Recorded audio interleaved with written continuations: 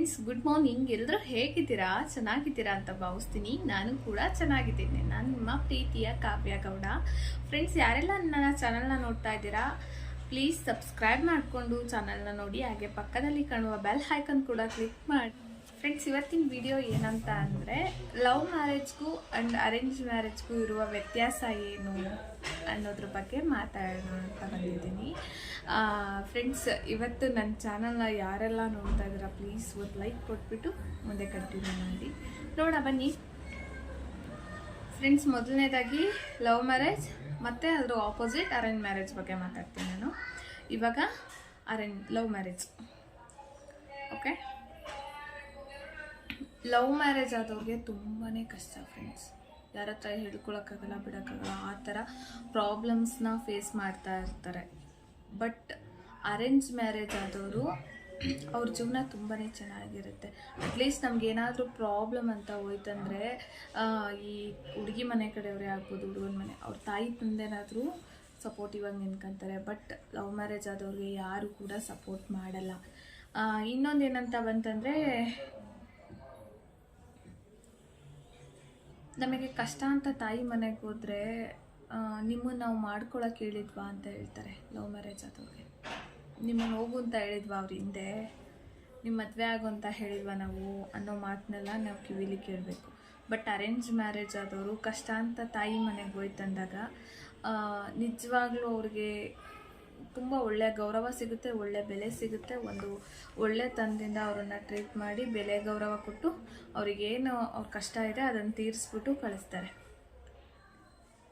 ಆಮೇಲೆ love marriage ಆದವರು ಅವರೇ ದುಡ್ದು ಅವರ ಜೀವನ ಕಟ್ಟಿಸ್ಕೋಬೇಕು, ಜೀವನ ರೂಪಿಸ್ಕೋಬೇಕು. ಅವರಿಗೆ ತುಂಬಾ ಕಷ್ಟ ಇರುತ್ತೆ. ಜೀವನ ಕಟ್ಟಿಕೊಳ್ಳೋದು ಎಷ್ಟು ಕಷ್ಟ ಇರುತ್ತೆ ಅಂದರೆ, ಮನೆಗೆ A to Z ಪ್ರತಿಯೊಂದು ಏನು ಬೆಂಕಿಪಟ್ಟಣದಿಂದನೂ ಅವರು ಕಷ್ಟಪಟ್ಟಿರೋ ದುಡ್ಡಲ್ಲಿ ತಗೋಬೇಕು, ಆ ಥರ ಪೊಸಿಷನಿಗೆ ಬರ್ತಾರೆ. ಬಟ್ ಅರೇಂಜ್ ಮ್ಯಾರೇಜ್ ಆದವ್ರಿಗೆ ತಂದೆ ತಾಯಿ ದುಡ್ದಿಟ್ಟಿರೋ ದುಡ್ಡಲ್ಲಿ ಅವರು ಜೀವನ ಕಟ್ಕೊತಾರೆ. ಸೊ ಅರೇಂಜ್ ಮ್ಯಾರೇಜ್ಗೂ ಲವ್ ಮ್ಯಾರೇಜ್ಗೂ ಇಷ್ಟು ಥರ ವ್ಯತ್ಯಾಸಗಳಿರುತ್ತೆ ನೋಡಿ. ಲವ್ ಮ್ಯಾರೇಜ್ ಆದವರು ಅವರೇ ದುಡ್ದು ಮಾಡ್ತಾರೆ, ಅಂದರೆ ಅವರೇ ಕಷ್ಟ ಬಿದ್ದು ದುಡಿತಾರೆ, ಅದೇ ದುಡ್ಡಿಂದ ದುಂದು ಮಾಡ್ತಾರೆ.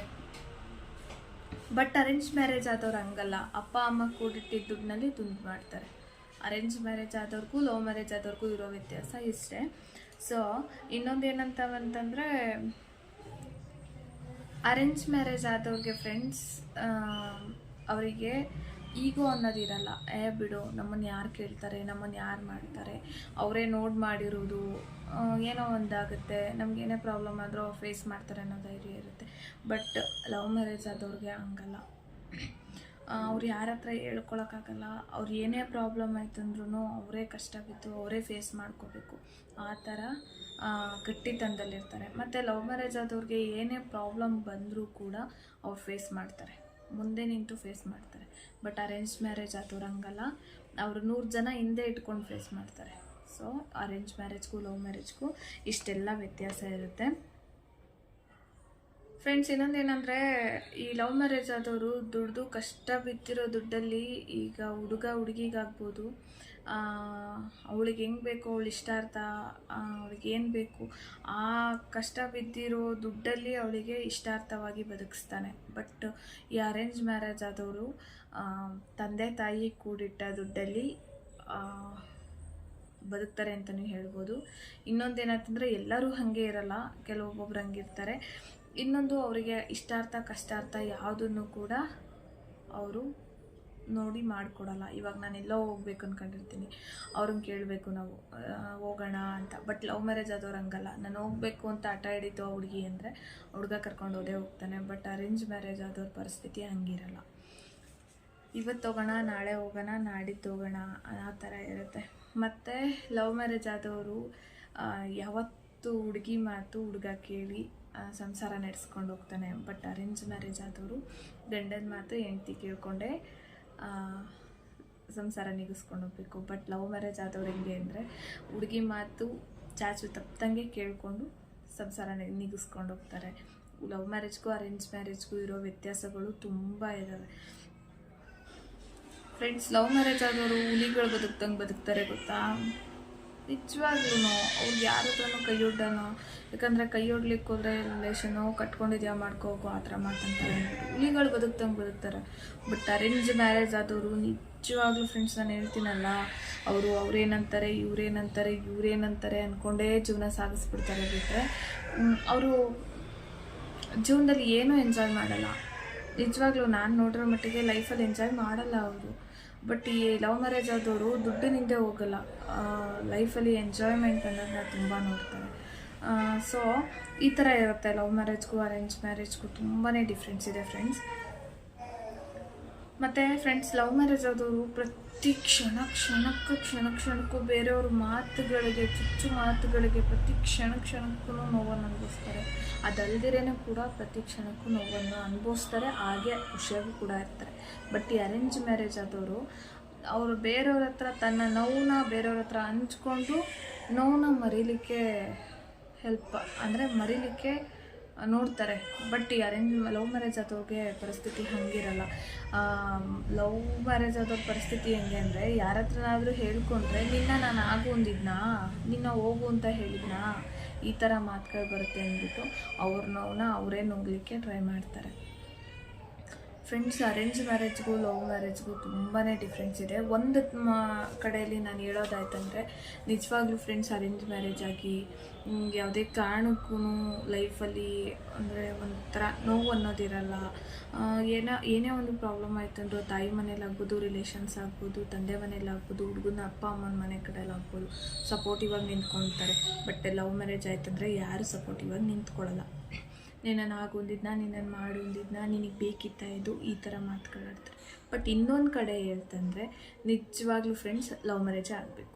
ಏನಕ್ಕೆ ಅಂದರೆ, ನಾವು ಇಷ್ಟಪಟ್ಟು ನಮ್ಮ ಇಷ್ಟಾರ್ಥ ಕಷ್ಟಾರ್ಥ ಅವ್ರ ಬಗ್ಗೆ ಹಿಂದೆ ಅವ್ರ ಬ್ಯಾಕ್ಗ್ರೌಂಡು ಏನು ಎಂತ, ಅವ್ರು ನಮ್ಮನ್ನು ಹೆಂಗೆ ನೋಡ್ಕೊತಾರೆ ಎಲ್ಲ ತಿಳ್ಕೊಂಡು ನಾವು ಅವ್ರನ್ನ ತಲೆಯಿಂದ ಬುಡವರೆಗೂ, ಅಂದರೆ ತಲೆಯಿಂದ ಕಾಲ್ವರೆಗೂ ನೋಡಿಬಿಟ್ಟು ನಾವು ಮದುವೆ ಆಗ್ತೀವಿ.